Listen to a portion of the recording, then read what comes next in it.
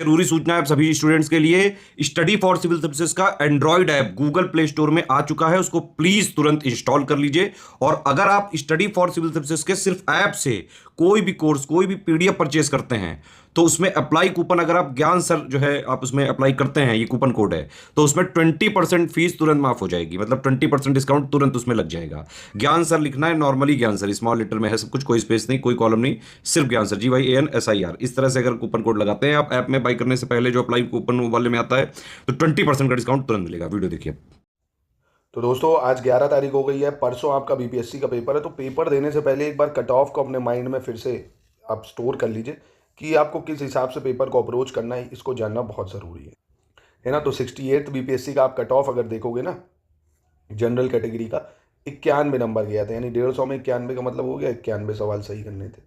वहीं फीमेल का अगर देखोगे जनरल में तो कम था, 84 था। जो इकोनॉमिकली वीकर सेक्शन है 87.25 है। फीमेल में EWS का 81.25।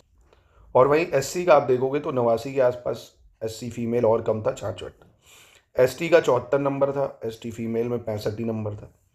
जो और भी बैकवर्ड क्लास जो में आ जाते हैं उनका आप देख सकते हो। फिर ये डिसेबल्स वगैरह जो मेनली है, मुझे लगता है ये बच्चे यहीं तक ज़्यादा जानने की संभावना उनको रहती है। तो ये अगर आप देखेंगे, और डिसेबल वाले भी देख सकते हैं, तो 91 है ना, जो जनरल का गया था 91 नंबर।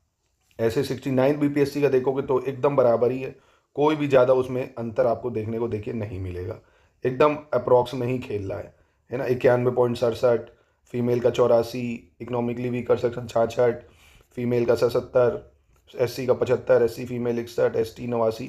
तो मतलब कहने का आप देख रहे हो कि 90 से 92 सवाल सही कर रहा है, जो ऑन एन एवरेज जनरल की मैं बात कर रहा हूँ उसका। बाकी एससी एसटी आप देख सकते हो। तो आपको अब इस साल आपने देखा काफ़ी बच्चों ने फॉर्म भरा, लगभग 5 लाख के बच्चे फॉर्म भरे हुए हैं। पेपर का लेवल भी टफ हो सकता है।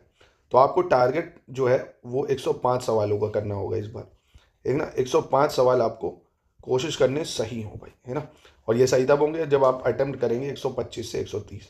और इतने आप अटेम्प्ट तब कर पाएंगे जब आप लगातार प्रैक्टिस करेंगे। अब इनमें से भी जो मेजर वेटेज आपको देना है, सिर्फ 3 सब्जेक्ट से ही आपको 90 सवाल दिखेंगे।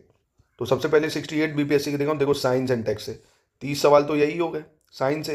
हिस्ट्री के 30 हो गए, और करंट अफेयर्स अगर मिला लोगे ना, करंट अफेयर्स इकोनॉमी का भी अगर मिला दें और 22 ये तो लगभग, और बिहार स्पेशल का भी करंट मिला दें तो लगभग 35 सवाल हो जाते हैं। 30 साइंस से हो गए, 30 हिस्ट्री से हो गए, 35 आप देख रहे हो खाली इन्हीं 3 सब्जेक्ट से 95 सवाल आपको देखने को मिल रहे हैं। बाकी पॉलिटी है, जोग्राफी है, बिहार जीके है, रीजनिंग एप्टीट्यूड है, इन्वायरमेंट है, इन सब भी आप थोड़े थोड़े सवाल तो सही कर ही सकते हो।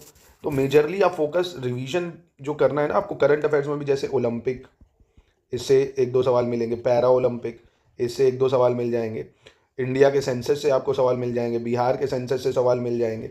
जो रिसेंट में समिट हुई है उसको ज़रूर कर लेना। रिसेंट में जो बड़ी अपॉइंटमेंट हुई हैं उनको कर लो एक बार।